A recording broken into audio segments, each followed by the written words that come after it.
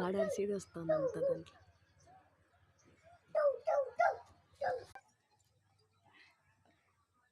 అబ్బా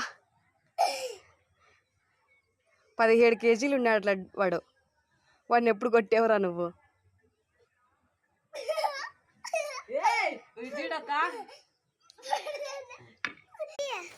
తీస్తాను లడ్డు.